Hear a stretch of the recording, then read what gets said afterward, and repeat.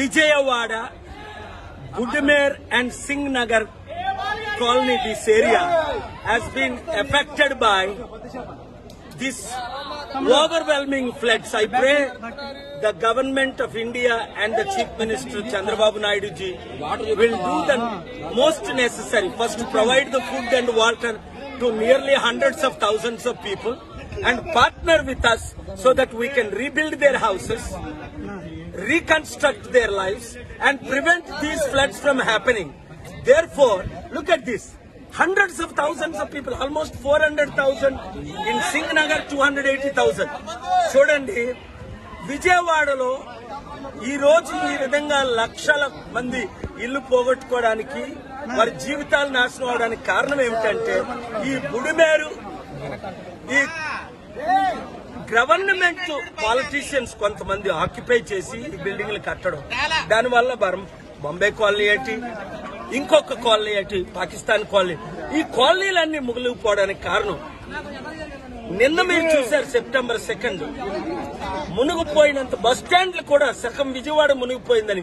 అందుకే నేను 3 డిమాండ్లు చేస్తున్నాను. ఒకటి, మోదీ గవర్నమెంట్ దాదాపు 10,000 కోట్లు ఆంధ్రప్రదేశ్ కి, 10,000 కోట్లు తెలంగాణకి, తెలంగాణకి చెప్పాను కదా మాట్లాడొద్దని, దాదాపు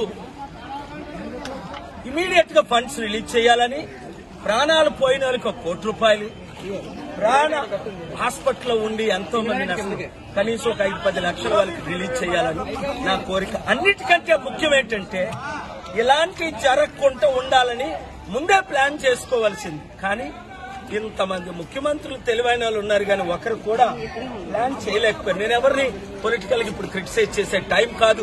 ముఖ్యమంత్రి చంద్రబాబు నాయుడు గారు కలిస్తే దీనికి కావాల్సిన వనరు మోదీ గవర్నమెంట్ అదానీ అంబానీకి 12 లక్షల కోట్లు రుణమాఫీ చేశారే, 10 కోట్లు 2 తెలుగు రాష్ట్రాలకి 10,000 కోట్లు, 10 లక్షల కోట్లు కాదు, రిలీజ్ ఇమీడియట్ గా చేయాలని డిమాండ్ చేస్తున్నాను.